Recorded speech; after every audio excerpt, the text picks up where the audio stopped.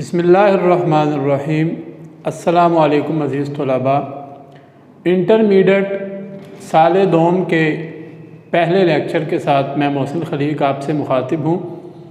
हमारा आज का लेक्चर उर्दू का सबसे पहला सबक, जिसका उन्वान आपके सामने है, मनाकिब उमर बिन अब्दुल अज़ीज़। और इस सबक के मुसन्निफ़ का नाम है उर्दू अदब की बहुत जानी पहचानी शख्सियत अल्लामा शिबली नोमानी, जिनको आप क्लास नहम में भी पढ़ चुके हैं।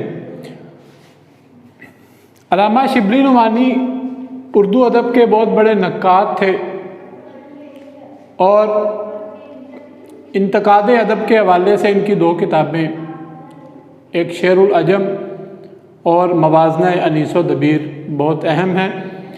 और इसके अलावा ये सवाने निगार भी थे। सवाने उमरिया लिखी मशहूर शख्सियात की, सवाने मौलाना रूम और शेख सादी शिराज़ी की सवाने लिखी, और हज़रत उमर फ़ारूक रज़ी अल्लाह तआला अन्हु की सवाने अल फ़ारूक भी लिखी। मज़मून निगार भी थे। सर सैयद अहमद ख़ान के हल्का इरादत में शामिल थे और उनके साथ काम करने वालों में शामिल थे। और इनका शुमार उर्दू अदब के अरकान खमसा में भी होता है।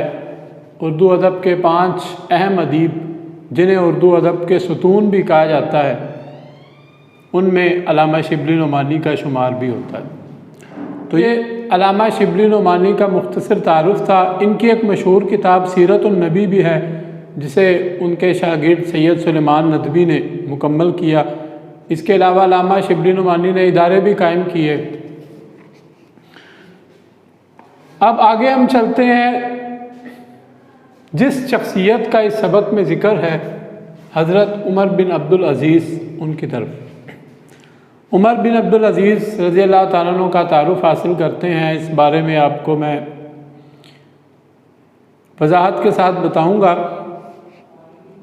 उमर बिन अब्दुल अज़ीज़ का शुमार ख़ानदान बनु उमैया के 8वें खलीफा में होता है। ये बनु उमैया के 8वें खलीफा थे और बनु उमैया की जो हुकूमत है उसका आगाज़ हज़रत अमीर मुआविया से हुआ।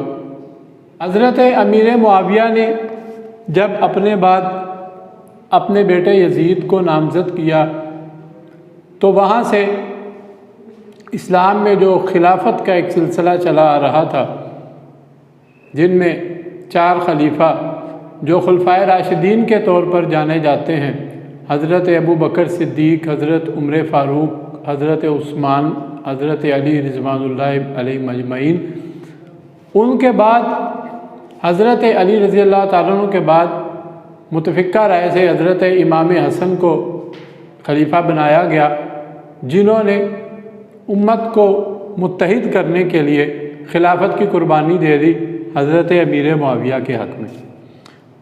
तो यहाँ से ख़ानदान बनी उमैया की खिलाफत का आगाज़ होता है। उसके बाद यज़ीद वाला मामला हुआ, जिसके नतीजे में सानह करबला जैसा अंदोहनाक वाक़या हुआ, जिसने आलम इस्लाम को हिला दिया। उसके बाद खिलाफत की बजाय मलूकियत का एक दौर शुरू हो गया। वली अहद बनता, जो बादशाह होता उसके बाद उसका बेटा वली अहद। ये इस्लाम के तसव्वुर हुकूमत के ख़िलाफ़ था, लेकिन बहरहाल ये हुआ। तो यहाँ पर मैंने अमीर मुआविया रज़ी अल्लाह तआला अन्हु से लेकर उमर बिन अब्दुल अज़ीज़ तक 8 खुलफ़ा के नाम लिखे हैं। आप इनको ज़रा देखें। अमीर मुआविया थे, उसके बाद उनका बेटा यज़ीद, यज़ीद के बाद उसका बेटा मुआविया बिन यज़ीद, मुआविया बिन यज़ीद ने भी खिलाफत छोड़ दी। उसके बाद मरवान बिन हकम बन गया। मरवान के बाद उसका बेटा अब्दुल मलक बिन मरवान, अब्दुल मलक बिन मरवान के बाद वलीद बिन अब्दुल मलक, अब्दुल मलक का बेटा वलीद, और उसके बाद सुलेमान बिन अब्दुल मलक, अब्दुल मलक का ही बेटा सुलेमान वलीद की वफ़ात के बाद। और सुलेमान बिन अब्दुल मलक जब फ़ौत होने लगा तो मलूकियत के उसूल के मुताबिक उसके बेटे को ही बनना था, लेकिन किसी ने उसको मशवरा दिया कि अगर तुम अपनी आखिरत बेहतर करना चाहते हो तो तुम अपने बेटे की बजाय उमर बिन अब्दुल अज़ीज़ को खलीफा बना लो। उमर बिन अब्दुल अज़ीज़ मिस्र के गवर्नर रह चुके थे, मदीना मुनव्वरा के गवर्नर रह चुके थे और उन्होंने अपनी सलाहियतों का लोहा मनवाया था। तो सुलेमान ने एक वसीयत लिखी और कहा कि मेरे मरने के बाद इसे खोला जाए। जब मरने के बाद वो वसीयत खोली गई तो उसमें उमर बिन अब्दुल अज़ीज़ रज़ियल्लाहु तआला अन्हु का नाम लिखा हुआ था। तो आप पहले बहुत घबराए, आपने ये खिलाफत की ज़िम्मेदारी कबूल करने से इनकार कर दिया, लेकिन लोगों के इसरार पर आपने खिलाफत की ज़िम्मेदारी उठाई और उस वक्त जो खुतबा दिया उसी ने आपके तमाम इरादे वाज़े कर दिए और आपने कहा कि मैं अगर अल्लाह के कानून के मुताबिक चलूँ तो मेरी पैरवी करना वगरना ना करना। वही बात जो हज़रत अबू बकर सिद्दीक़ ने कही थी। तो ये तो था ख़ानदान बनु उमय्या की खिलाफत, हज़रत उमर बिन अब्दुल अज़ीज़ का खलीफा बनना। अब उमर बिन अब्दुल अज़ीज़ जो थे वो बाकी तमाम खुलफा से बहुत मुख्तलिफ थे जो उनसे पहले गुजर चुके हैं। इसके आगे जाके तफसील सबक के जब नुकात पढ़ेंगे तो उसमें भी आएगी। हज़रत उमर फ़ारूक रज़ियल्लाहु तआला अन्हु के साथ उनका ताल्लुक़ था कि आपकी जो वालदा थी वो हज़रत उमर फ़ारूक रज़ियल्लाहु तआला अन्हु की नवासी थी। तो इस बारे में हज़रत उमर फ़ारूक रज़ियल्लाहु तआला अन्हु की भी एक रवायत मिलती है कि आप फरमाया करते थे कि काश मुझे अपनी औलाद में से वो शानदार शख्स मालूम होता जो ज़मीन को इस तरह अदल से भर देगा जिस तरह वो जुल्म से भरी हो। तो हज़रत उमर बिन अब्दुल अज़ीज़ ने आपको उमर सानी का लक़ब भी इसीलिए दिया गया कि आपने आकर उसी तर्ज पर, उसी पैटर्न पर अपनी हुकूमत चलाई कि जो अदल और इंसाफ का निज़ाम हज़रत उमर फ़ारूक रज़ियल्लाहु तआला अन्हु और दीगर खुलफ़ाए राशिदीन ने जो इंसाफ का निज़ाम कायम किया हुआ था उसी के मुताबिक उन्होंने अपनी हुकूमत चलाई। और जो हदीस मुबारका है कि एक शख्स मुट्ठी भर सोना या चांदी लेकर ऐसे शख्स को ढूंढेगा जो उसे कबूल करे, लेकिन कबूल करने वाला कोई नहीं होगा। ये आपने पेशेन गोई फरमाई थी कि एक दौर ऐसा आएगा कि लोग मालो दौलत लेकर मुस्तहिकीन को ढूंढेंगे मगर वो ढूंढने वाला कोई नहीं होगा। तो ये पेश गोई भी हज़रत उमर बिन अब्दुल अज़ीज़ के दौर में पूरी हुई। उस वक्त इस्लामी जो सल्तनत थी वो 3 बर्रे आज़मों पर फैली हुई थी, बहुत बड़ी सल्तनत थी, लेकिन हज़रत उमर बिन अब्दुल अज़ीज़ ने ऐसे अच्छे तरीक़े और अदल और इंसाफ के उसूलों के मुताबिक इस निज़ाम हुकूमत को चलाया कि आपके दौर को खुलफ़ाए राशिदीन की तोसी कहा जाता है। ये था हज़रत उमर बिन अब्दुल अज़ीज़ का तारुफ़, आपकी शख्सियत का तारुफ़। आगे हम चलते हैं सबक के अहम नुकात की तरफ। हज़रत उमर बिन अब्दुल अज़ीज़ की शख्सियत को हम सबक में साथ साथ ज़ेर बहस लाते रहेंगे। ये तो उनका एक इब्तदाई तारुफ़ था। सबक के अहम नुकात की तरफ चलते हैं। हम आज के सबक में सफ़ा नंबर 1 और 2 को पढ़ेंगे और इसमें जो अहम बातें, अहम नुकात हैं उसको हम उस पर बात की जाएगी। पहला जो नुक्ता है, पहले पैराग्राफ में पहली लाइनों में अल्लामा शिबली नुमानी ने एक किताब का हवाला दिया। उस किताब का नाम है सीरतुल उमरैन, यानी 2 उमर, उनकी सीरत। एक हज़रत उमर बिन ख़त्ताब रज़ियल्लाहु तआला अन्हु जो खलीफा दोम थे, दूसरे हज़रत उमर बिन अब्दुल अज़ीज़ रज़ियल्लाहु तआला। तो शिबली कहते हैं कि ये सीरतुल उमरैन जो किताब है ये अल्लामा इब्ने जोज़ी ने लिखी। अल्लामा इब्ने जोज़ी एक मुहद्दिस थे। मुहद्दिस वो होता है जो अहादीस को जमा करता है। तो ये किताब अल्लामा शिबली नुमानी ने कुतुब खाना खुदैबिया में देखी, मिस्र में कुतुब खाना खुदैबिया। अब ये बताने का क्या मकसद है, सीरतुल उमरैन का बताने का क्या मकसद है?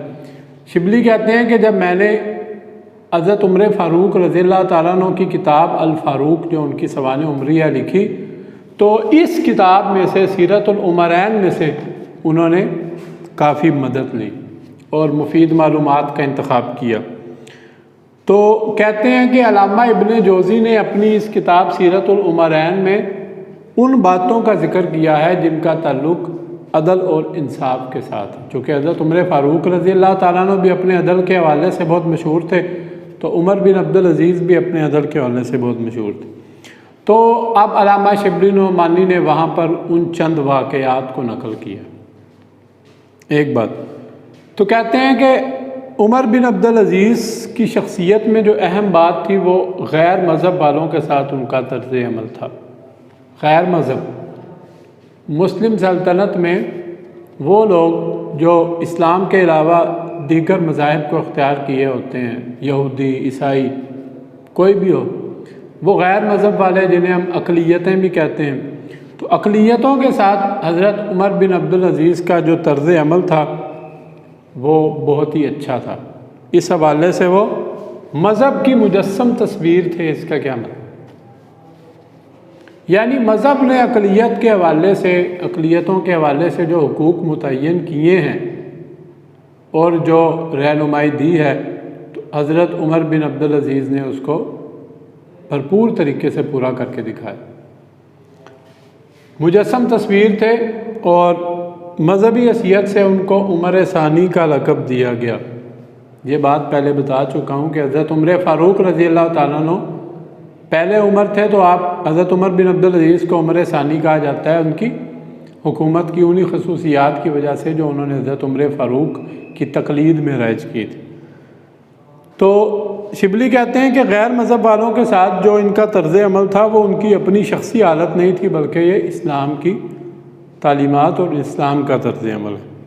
तो अब आगे जाकर वो इस हवाले से गैर मज़हब वालों के साथ तर्ज़ अमल सलूक के हवाले से वो एक वाक़या अगले पैराग्राफ में नकल करते हैं।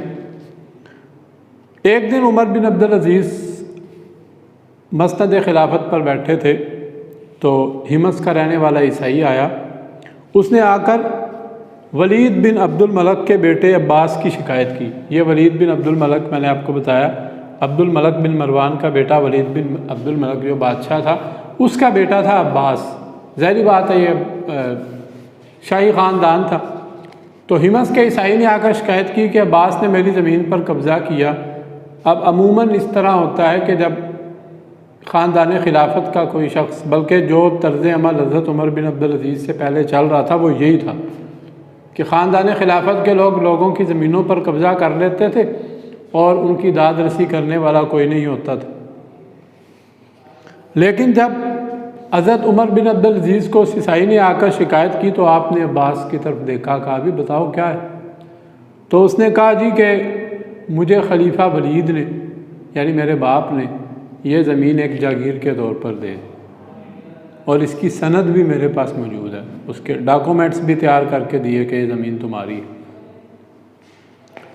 तो आपने ईसाई से पूछा कि तुम क्या चाहते हो। उसने कहा मैं आपके कुरान पाक के मुताबिक फ़ैसला चाहता हूँ। कुरान पाक का अब क्या फ़ैसला?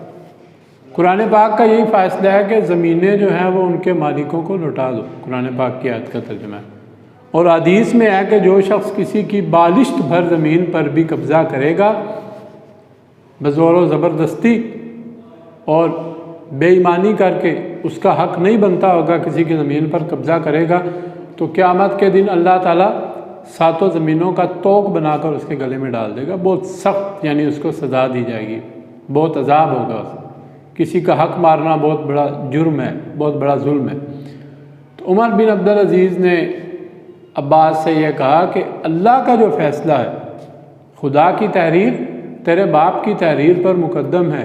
यानी खुदा ने जो कुरान पाक में फ़ैसला कर लिया है कि ज़मीनें उनके मालिकों को लौटाओ, तो ये तेरे बाप के फ़ैसले पर ज़्यादा मुकद्दम है और उससे ज़मीन लेकर वापस ईसाई को दे दी। एक आम शहरी की इस तरह दाद रसी करना, इससे पहले ख़ानदान बनी उमैया में इसकी मिसाल नहीं मिलती। तो ये बहुत बड़ी एक बात है। अगला जो अहम नुक्ता है सलातीन बनी उमैया की नाजायज़ कार्रवाइयाँ, वो भी ज़मीन से ही मुतल्लिक है। जैसा कि आपने अभी ऊपर वाले वाक़े में पढ़ा कि जिस तरह अब्बास ने ज़मीन पर कब्ज़ा किया, तो ख़ानदान खिलाफत का ये दस्तूर था कि वो अपने जानने वालों को, अपने रिश्तेदारों को, अजीज़ों को लोगों की ज़मीनें दे दिया करते थे। यहाँ पर शिबली ने कहा कि जिस तरह सलातीन तैमूरिया के ज़माने में बड़े बड़े सूबे शहज़ादों की जागीर में, अगर हम बहुत ज़्यादा पीछे ना जाएं, अंग्रेज़ दौर की बात करें, तो उस दौर में भी ऐसा हुआ कि 1857 की जंग आज़ादी में जिन लोगों ने अंग्रेज़ का साथ दिया, तो तो अंग्रेज़ ने इनाम के तौर पर उनको पूरे पूरे गांव जागीर में दिए। अगर किसी ने किसी अंग्रेज़ की जान बचाई तो गदर ख़त्म होने के बाद उसको बुलाया गया और उसकी खिदमात का एतराफ़ करते हुए उसे कहा गया कि जाओ वो फ़लाँ 3 गांव तुम्हारे हैं, तुम अब उनके मालिक हो। ये वही पैटर्न है जो पहले चला आ रहा। तो ख़ानदान बनी उमैया ने भी ऐसे ही किया। अब जब हज़रत उमर बिन अब्दुल अज़ीज़ खिलाफत पर बैठे तो सबसे पहले इस चीज़ का उनके ज़हन में ख्याल आया। ख़ानदान वाले बरहम हो गए।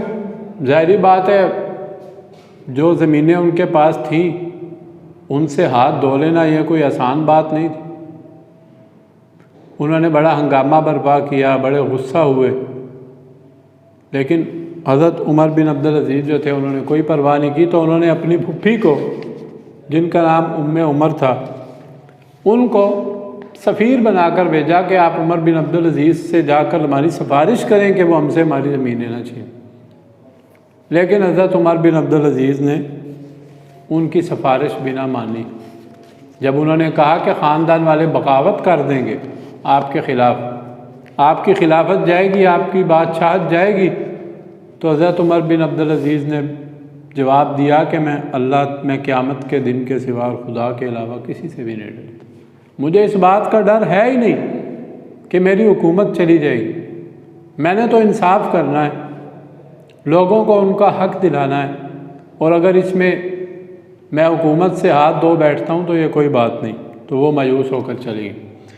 अब ये तो बात थी लोगों की।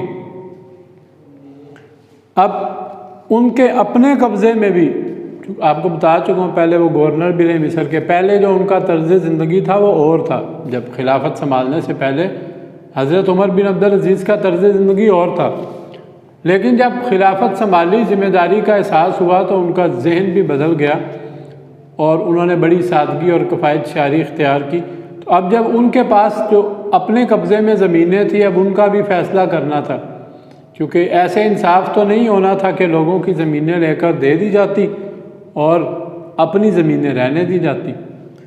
तो इस बारे में उन्होंने बड़े बड़े मजहबी उलमा को बुलाया।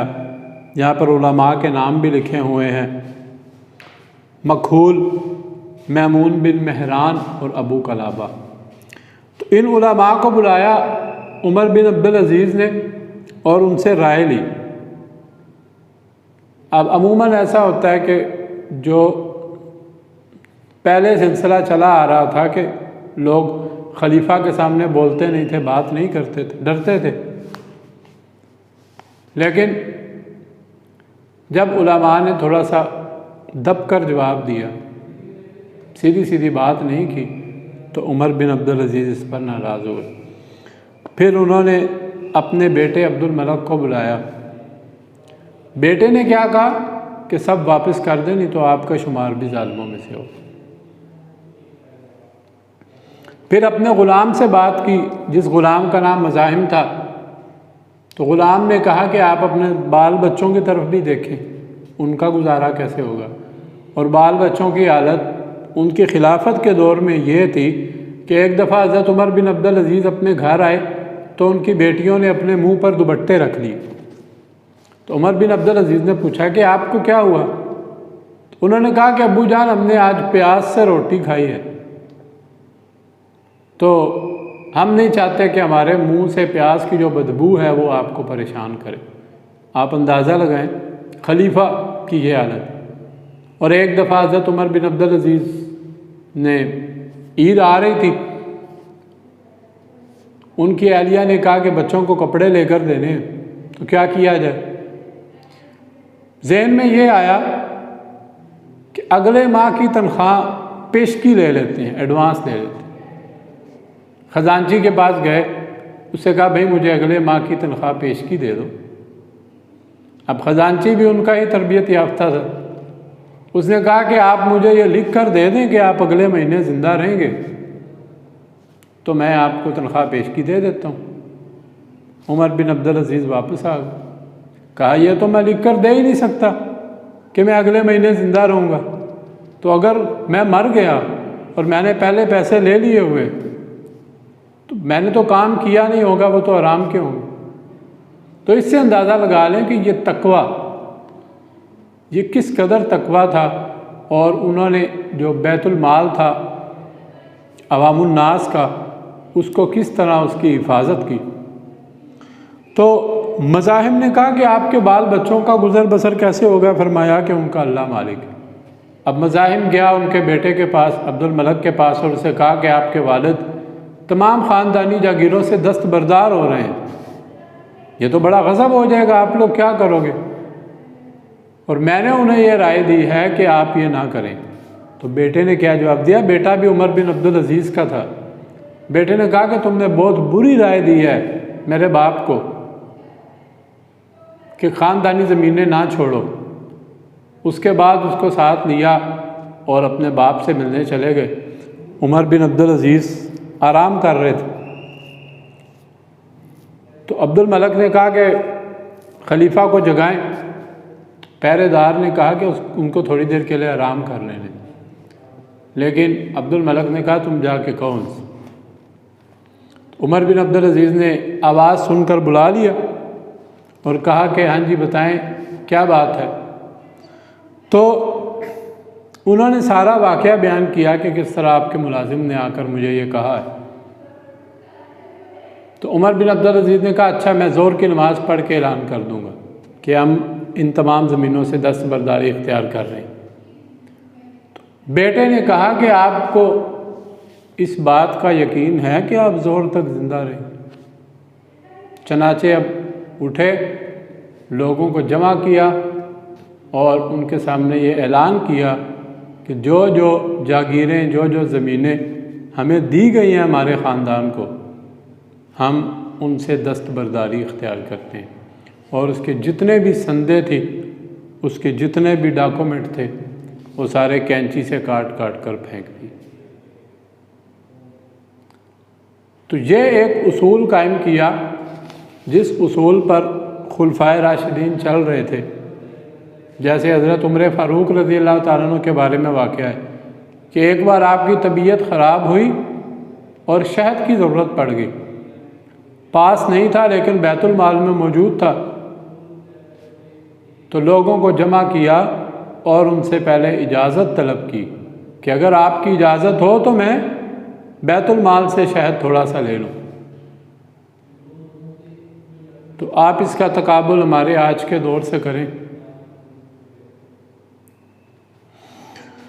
और जो इसी सिलसिले में जो अगली बात है, इब्ने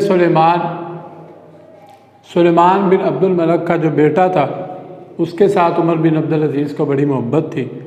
वो अपनी जागीर की सनद जब लेकर आए और कहा कि आप मेरी ज़मीन न छीनें, तो आपने उससे सवाल पूछा कि तुम्हारे से पहले ये ज़मीन किसके कब्ज़े में थी? तो उसने कहा ये तो हज्जाज की औलाद के पास थी। तो फरमाया फिर हज्जाज की औलाद को दो। वो बोला नहीं, ये असल में आम मुसलमानों की ज़मीन है जो हज्जाज की औलाद ने छीन ली। तो फरमाया फिर ये आम मुसलमानों को ही मिलनी चाहिए, तुम्हें नहीं मिलेगी। और जब वो रोए तो उसे कहा कि मैंने अपने नफ्स के साथ भी यही बर्ताव किया है, मैंने अपनी ज़ात के साथ भी यही बर्ताव किया, तो मैं आपके साथ भी यही बर्ताव करूँ। तो ये जो मौजू है ये यहाँ पर ख़त्म हो जाता है। सबक में पहले 2 सफ़ात को हमने तफसील के साथ पढ़ा, तो आप इन 2 सफ़ात का मुतालिया ज़रूर करें। जब आप ये लेक्चर सुनेंगे और इन 2 सफ़ात का मुतालिया करेंगे तो आपको बात ज़्यादा अच्छे तरीके से समझ आएगी। कुरान पाक की अकायद इस मौजू के हवाले से, जिसे हज़रत उमर बिन अब्दुल अज़ीज़ ने हमेशा मुकद्दम रखा, ए दिलू हुआ अक़रबु लित्तक़वा, अदल करो क्योंकि ये तक़वे के ज़्यादा करीब है। तो हज़रत उमर बिन अब्दुल अज़ीज़ का जो तक़वा था वो आपकी ज़िंदगी में और आपकी हुकूमत में और आपकी हुकूमती पॉलिसियों में नज़र आता है। तो हमारा आज का लेक्चर इसी नुक्ते के साथ इख्तिताम पज़ीर होता है। इंशाअल्लाह अगले लेक्चर में हम इस सबक का बाकी हिस्सा पढ़ेंगे।